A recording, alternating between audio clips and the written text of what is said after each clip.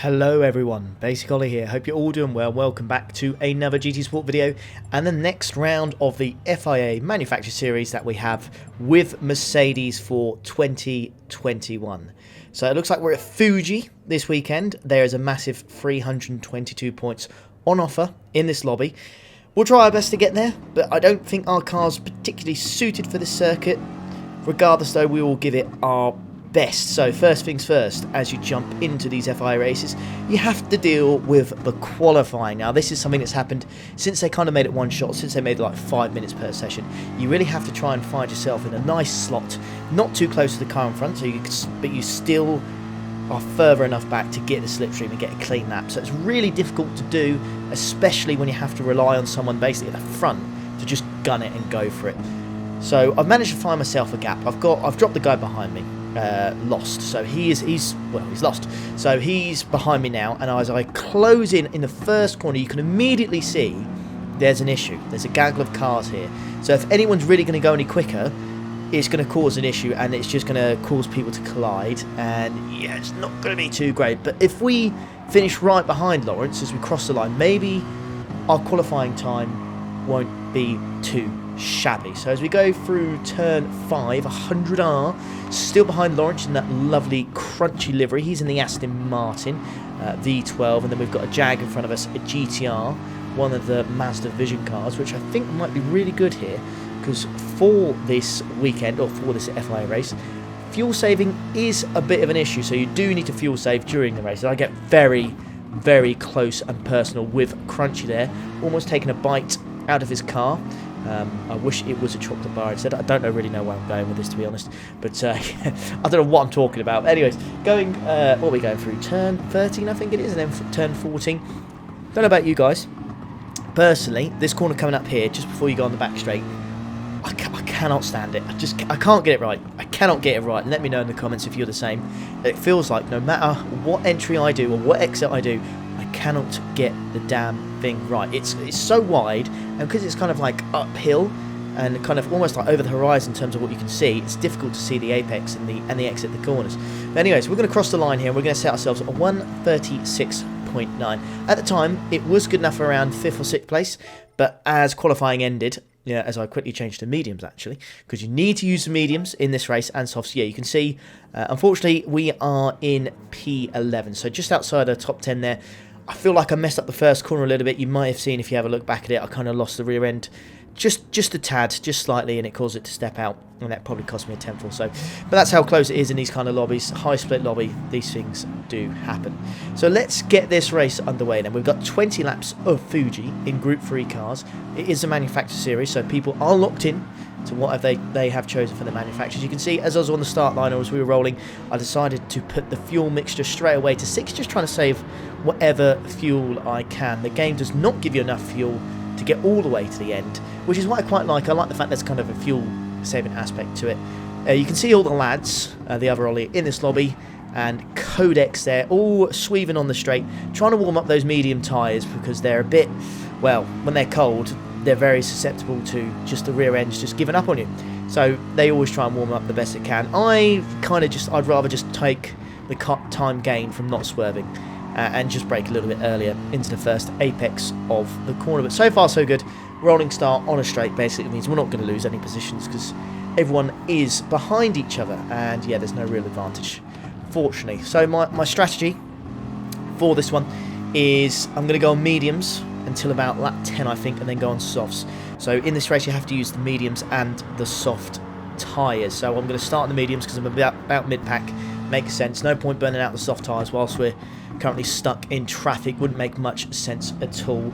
So yeah, I'm going to start on the mediums, get to about lap 10, do as much fuel saving as I can, and then go from there. Straight away we can see Codex actually in front of us in P9 has got himself a 1.5 second penalty. Now the penalties here are quite savage, because you have to serve it on the straight, the pit straight, which is absolutely mahoosive. If you've never seen this track before or driven on it, it is miles long, literally. So he's going to serve that. Now it might only seem 1.5 seconds, but it's going to be more than that, because he's going to be spending the rest of this straight trying to catch up with us. You can see by the time he's lost, that is way more That is way more than a second and a half. He has dropped right back. But fingers crossed he can make some progress. So when we go on the straights here, if there's anything particularly happening, or there's no talking point, I will just zoom past it, because there's no point you just watching me on the straight. If there's any particular I need to talk about or anything events, then I'll probably keep it and just not zoom past as such. So that's not a bad start. We've done one lap. We've gained one position. That's not too shabby in my point of view. I think a top 10 will get us over 200 points, I think. I can't remember. I'll have to look back at the points board again. But yeah, I think it will get us just over 200. We kind of want to beat our personal best, though, if we get the chance. I think my personal best is 280 something. I can't quite remember the number. I'd love to join the 300 Cup. I think I can do it. I think I can do it. But unfortunately for me, I had an absolute nightmare for this round of the FIA. So this was my best result in terms of what I actually did. I did actually enter this race several times, but that's a different story for another day, and I'll explain that at another time. So as we go through, what turn is this? This looks like it's turn 15, turn nets, I believe. And then we go through here. I think this has got a sponsor now. I think this is Panasonic Corner, turn 16 here. So yeah, behind Ollie Racing, he's in the Aston Martin V12. We all know that car is very, very quick in a straight line. So you can see I'm kind of just revving about half the rev range and then changing gear early. Potentially, having a sneak peek up the inside of turn 1, but there's nothing doing of it really. There's nothing there. So I was just making sure the other Ollie was well aware that this Ollie here was looking to progress through the field if the opportunity did arise, but it did not through that corner. So this corner here then, 100R. It's one of those ones where you want to try and save your tyres as much as you can, so you kind of reduce your speed, but then you feel as if you're going too slow through the corner. It's a bit of an awkward one, it really is. And then that corner we've just gone through there, turn 6, I believe. It's hard to judge because it comes at you a lot quicker, and it's actually a lot sharper than you think. So actually going in there slower and then getting a real fast exit is heavily beneficial to you, to be honest. So that is something I have learned since doing this FIA race, is actually to be better to go a tad slower through there and then just clip the apex and get a nice exit onto turn 7. Anyways, let's go through let's go through turn 15 once more, and then go on to turn 16, the corner that we can never seem to get right. That seemed to be okay though. I don't know, is it though? Is it really? Do we know? Nobody knows really.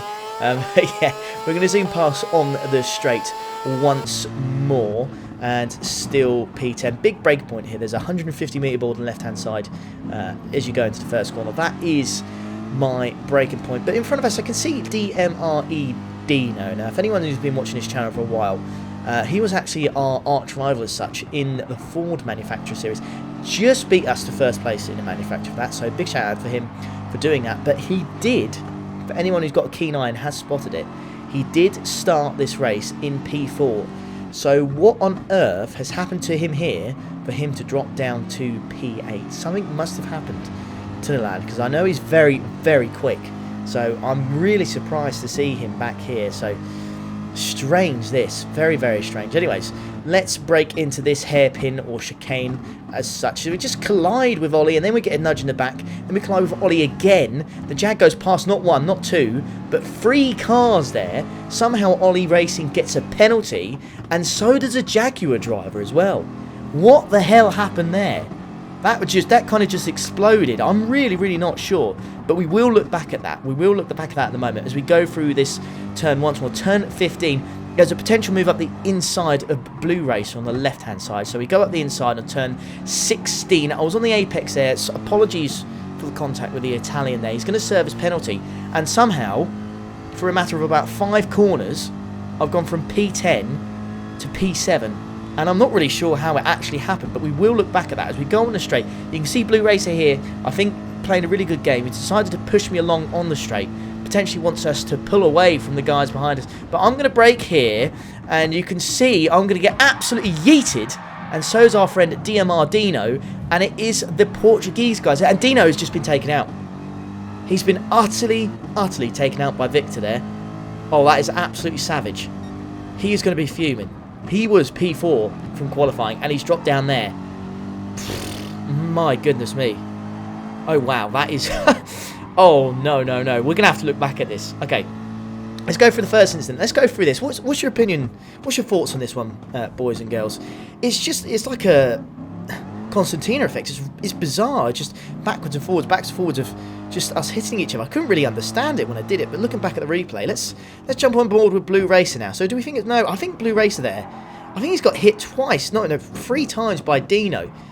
But I don't think Dino would have done that on purpose. So what's happened with Dino here? So let's... maybe Ollie Race... Was it Ollie Racing, maybe? No, he seems to be okay. Okay, there's a bit of contact there, and I don't think that's too much of Ollie Racing's fault there. I think he would have been fine. And then I think Dino jumped back a little bit. I'm not sure if that's a connection thing or something along those lines, but it did not bode well for Dino, unfortunately. Now, he breaks it just at the right point there, sneaks between us both, but he gets an almighty yeet from ESPN there, the guy in the Mercedes, this chap here. So what's he done then? Is he... Yeah, so you can see everyone's brake lights were on, but he's just braked way, way, way too late. And for some reason, I'm not quite sure why, he still tries to aim for the corner when you've got 2 cars there. He didn't decide to divert and move to the left, I don't think. So, a real strange one for me, this one. I think there's definite fault on the, you know, ESP there. And then you can see Dino just gets yeeted by the guy in the BMW as well. And oh, he's had a nightmare. He's had an absolute nightmare. If I was him, I would be screaming. I would be fuming at that. But fingers crossed, he dusted himself off and went again. I think this was the 8 PM slot in the UK. So I think there was a 9:20. There was a 7:40. So sorry, this one is 7:40 PM. Then there's a 9 PM slot, and then there's a 10:20 PM slot. And you can see there's a bit of argy-bargy with Lawrence and ESP up front as well. So ESP there, the guy from Portugal, really is getting involved as such. He's getting his elbows out in this one. He is not afraid to put his car where he feels it needs to be. But the BMW driver here does a semi-yeet himself up the inside. I was half expecting the man from Portugal to respond. What's he going to do with us around the outside of this corner then? We're side by side. Ah, you see that there's a problem there. Yes, you can put your hazards on, my friend, but you kind of knocked me a little bit wide there, my friend, and you can put your hazards on, but you're not really sorry unless you give the positions back, because you've hit me once, you've hit me off there, and you ruined Dino's race as well, mate. So I hate to say it, dude, but this is not looking too promising for yourself, mate. You can, hazards don't really mean anything, or it doesn't really mean anything if you're not going to give the positions back to the people that you kind of ruined. In terms of, the whole race is ruined now, so they'll have to go again, mate. But yeah, I don't think that's too clever from him, to be honest. But yeah, let me know in the comments, guys. I don't like slating people too much. People make mistakes, and he's put his hands on. He knows what he's done wrong, but for me, I think he needs to, give those positions back. But, it is what it is. We'll move on. Let's crack on with the race regardless. So what are we on? We're lap 6 already, Jesus. So yeah, lap 6 now, turn 7, and then turn 8. We're going to get ready for Dunlop. Yeah, because it's called Dunlop because of the sign, obviously. Right, I suddenly moved to the right-hand side, by the way. I saw a gap on the inside of the Italian Giggity, and yeah, we've managed to sneak past him there, and we are now up to P11. So the knock earlier through turn 1 hasn't, made our race a disaster as such. We can still see P7 Blue Racer in front of us. He's done well from this, I think, to be fair, from all this kerfuffle as such, as I get on the grass. I don't even think it was the grass. I just think I put too much power on the curbs, and again the rear wheels span up, and I got a shed load of oversteer, and that was that. But again, we're going to zoom past on the straight. I think you just saw my fuel there, just short of 12 laps remaining. That's pretty good. Okay, we're going to go up the inside of the Portugueseman there, and that is how you get a nice clean move done through turn 1 at Fuji. Lovely stuff. Nice clean overtake there. Good to see, considering some of the overtakes as such on this race so far. They've been questionable, but yeah, I think that one was as clean as you could get, really. I don't think there was much more else I could have done there. Okay, we're going to concentrate now and see if we can get Lawrence at the front of this pattern. So he's managed to get past Blue Racer here, and you've got Codex, the gentleman that got a little bit too close for comfort with Dino. So it'll be interesting to see where he ends up in this race. Of course, we don't know what tyres people are on. Now, I've slowed it down here because I kind of yeet someone myself. And that is 100% my fault. And I have to hold my hands up there. I just outbrake myself, and I get my 1 second. I get myself a 1 second penalty. Listen, I can't argue that. That is 110% my fault. I outbrake myself. He turned into a corner, didn't see me there, and yeah, he lost the rear end in a race. Well, I think we would have been both out. So I think a 1 second penalty is absolutely justified. I'm kind of glad to see the penalty system working, actually. In a way, I was a bit frustrated at the time, but yeah, you know, I can't. How can you argue that, really? You know, I've outbraked myself, I've hit someone, and it's caused them to nearly spin out. So a 1 second penalty is thoroughly deserved, but unfortunately, look what it does to our race. We get a 1 second penalty, and it drops us right back to P17. So this means only one thing. We're going to have to do an overtaking montage, and the first guy has yeeted himself onto the grass there, and there's one. And there's 3 positions I'm going to gain here. So 3 people have gone into the pit, so that puts us back up to P12. We're going to go for a move on Ollie Racing into Dunlop corner. Actually managed to get my braking right through there for once and not kill someone on the entry of the corner. So that puts us now up to P11. Lovely stuff. Now we're going to fast forward here, so you can see P10. SCKJ has gone into the pits. That puts us up to P9 after the pit stops, and we're going to go for a lovely move up the inside of Dunlop once more, and that's going to put us into P8. Good stuff, Ollie, mate. Well done. Okay, right, pit entry. Make sure that we don't hit the walls or get a stupid corner cutting penalty. We're going to put ourselves on the medium, not medium, soft tyres now. So we'll fast forward that. You can see I just overfueled slightly to make sure that we'll get to the end, a bit more to push on if we need. Of course, the game has calculated how much fuel I need if I constantly save fuel the way I have been. So that's exactly what I've done. We've come out in P15 then. I'm going to fast forward. You can see there's a bit of contact up there with Blue Racer. I'm not quite sure what happened. Unfortunately, causes Mercedes to just basically have some sort of, well, fit. I don't know what happened to it there. And yeah, he manages to keep it under control. And yeah, unfortunately for him though, he's gone from P7 to P15 now. So again, someone else who's not having a fantastic race. Right, lap 12 then, just about to enter lap 13. 37.1, not bad race pace at all, just 3/10 off the fastest lap. And we go past Lost, is it Shelty there? And we move ourselves up to P13. Lovely stuff, boys and girls. Lovely stuff. I take way too much to the curb there. I'm amazed I didn't lose it. Right, okay. Start of lap 14 then. You can see there's a bunch of cars in front of us. So again, I think the alternative the different strategies are starting to come into play here. I think there are some people that started on the softs and now on the mediums, and they are going to be on the slower side for the second half of this race. So we're going to get nice and close to Ollie Racing. I feel like Ollie Racing has been someone we've been racing with pretty much his whole race. He's always seems to be in front of me or around me at the moment, so I guess Ollie's do a track. Now we're going to go for a lovely move up the inside here. Just put our car on the apex, kind of force him to have no other place to go apart from slightly wider than the corner, and that puts your boy up to P12. So the battle of the Ollies in this one, thankfully your boy has moved up to P12. Sector time's looking good, only a 10th below my personal best. Looks like Ace has gone a little bit wide then. You've got Jay in front of me in that Nissan GTR. I expect that thing to be quite quick here actually. I don't think that GTR will be too bad, but we do know it is a bit of a pig as soon as those tyres start to wear. So hopefully, fingers crossed, he can keep that thing under control and it doesn't try and bite him and then he loses control, and that's the end of this race. That's not how we want to win. It's not how we want to beat people. We want to beat them on pace alone. We just want to overtake them with nice clean overtakes. So you can see I'm very, very close on this straight, and so's Jay on the back of Ace here. So he has given him a nudge here, which I wasn't expecting. I was kind of expecting to go for a move. Now he decides to go for the move, but Ace wants to block it off, but I think that's a little bit too late. So using 200 IQ here, I push him along in the hope that I can still have the inside line. However, he brakes a little bit too early. I didn't expect it, and we do collide a little bit. I do have the inside of that corner, and I do just manage to get past Ace. Questionable, but I think we're okay on that one. I think we're okay. However, I'm going to pause it here, because Ace did not think that move was okay, and he goes for a savage lunge on the inside of that corner, and I did something I've never done before, and I retaliated quite badly, and I should not have done that. I should not have done that, because you'll never win, because as soon as you start retaliating like that, it's clear you disagree and the other guy's just going to come for you. And that's exactly what he does. So he hits me there, I lose a shed load of time, and he does give himself a half-second penalty.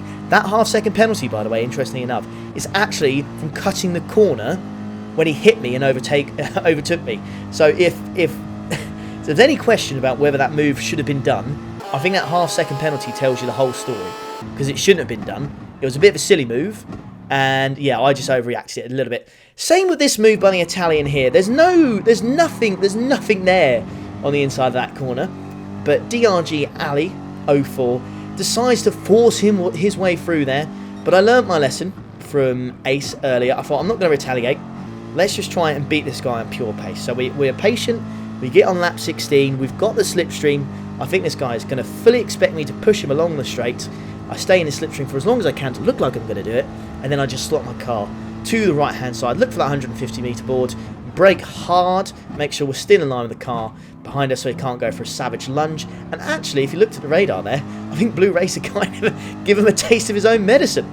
And yeah, so Blue Racer now's there, and you can see the Portuguese chap who took me and Dino out early on, I think, what was it, lap 5, 6, maybe something like that, is now in front of us. So let's get our heads down and catch him up.